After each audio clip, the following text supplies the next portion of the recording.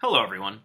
This is Jim Coe again with another close reading for the House Divided project for Dickinson College in conjunction with the Gilder Lehrman Institute. The letter we're going to take a look at today is Abraham Lincoln's October 9th, 1859 letter to Thomas Corwin, an Ohio Republican. Before we get into the letter, just three things of note for this letter. First, humorously enough, this is the only time Lincoln in his writings uses the word idiotic. So as a pure footnote of history, sort of an entertaining aspect.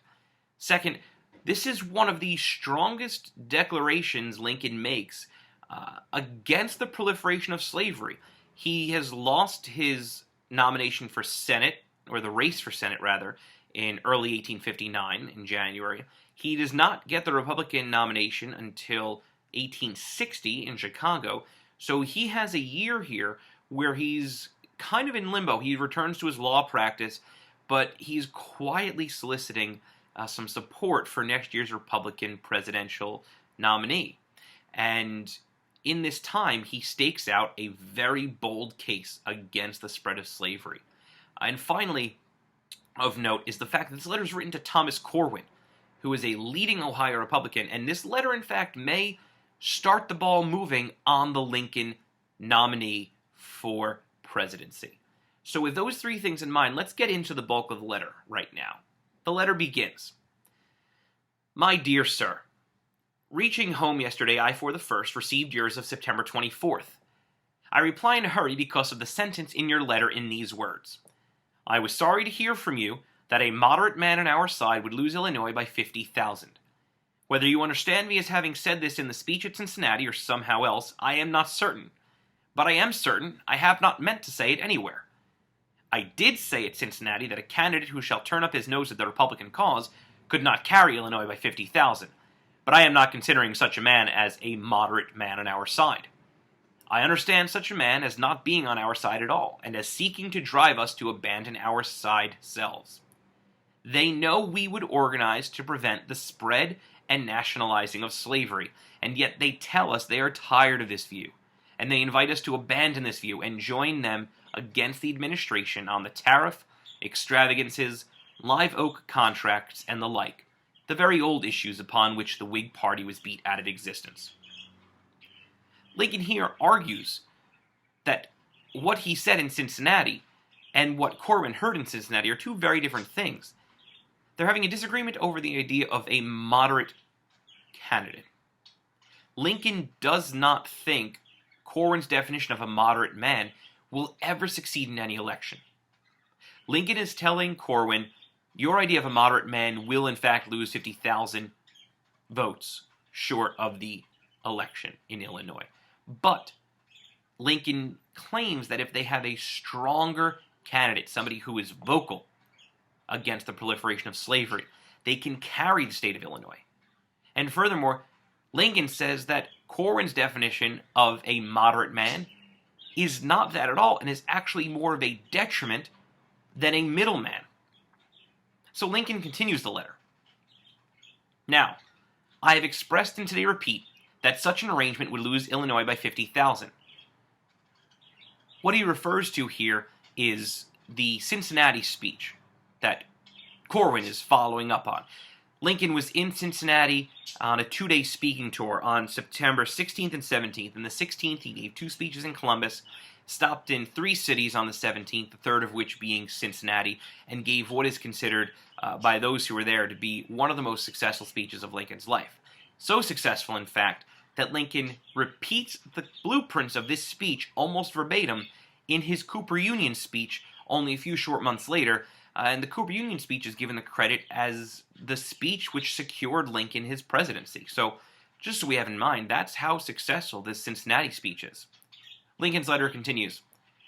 The thing is pretense. The Whigs here were in a minority of 15,000. A full fifth of them have openly gone over to the enemy. Still last year, the Republicans had a large plurality and nearly a clear majority. How was this? Simply that more Democrats have gone with us than Whigs have gone against us.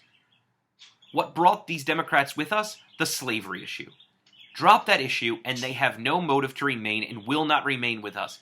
It is idiotic to think otherwise. So here's Thomas Corwin, who introduces the Corwin Amendment, the failed Corwin Amendment, into the Congress, saying that maybe they need to back off on the slavery discussion. And Lincoln, in no uncertain terms, says, we took the floundering Democrats, we took the fleeing Democrats because they are anti-slavery. That must be our platform. It is why the Republicans have managed to determine a clear majority in the state of Illinois. So Lincoln finishes, do you understand me as saying Illinois must have an extreme anti-slavery candidate? I do not so mean. We must have, though, a man who recognizes the slavery issue as being the living issue of the day, who does not hesitate to declare slavery a wrong, nor to deal with it as such, who believes in the power and duty of Congress to prevent the spread of it. It would be unfavorable to us, I think, to have one who is bent on having a rumpus over the fugitive slave law. The present law, I do not think, is a very seemly one, but I do think an efficient fugitive slave law is demanded by the Constitution. I said this is in the canvass last year, and I've said nearly the same in the Cincinnati speech, but I think you understand me. Yours very truly, A. Lincoln. Now this is just the crux of Lincoln's belief. He does not need an extreme anti-slavery candidate. He does not need a John Brown abolitionist. He is subtly hinting here to Corwin, I do not need a Salmon Chase Republican, I do not need a William Seward Republican who will go too far as a crusader against slavery. But what I do need, and again his words, a man who recognizes the slavery issue as being the living issue of the day, who does not hesitate to declare slavery a wrong, nor to deal with it as such, who believes in the power and duty of Congress to prevent the spread of it. And this is key here. What Lincoln is doing is telling Corwin, not an extreme anti-slavery candidate, but a smart, methodical, practical one who knows the Constitution. The two names he's not mentioning here are Salmon Chase and William Seward, two people who Lincoln knew would be frontrunners for the Republican nomination in 1860. The nomination takes place in Chicago, Illinois, and Lincoln isn't the first ballot winner. In fact, Lincoln gets his nomination when the Ohio contingency turns their votes towards him. My argument is that those votes came because Corwin knew this early that Lincoln was the man with the vision to carry the Republicans through the election process and to a victory. And the interesting thing about that, to kind of put a capper on the whole thing, is that not only did the Ohioans secure Lincoln's nomination for president, but of the final 4 votes to get the nomination, the securing vote came from Thomas Corwin's son.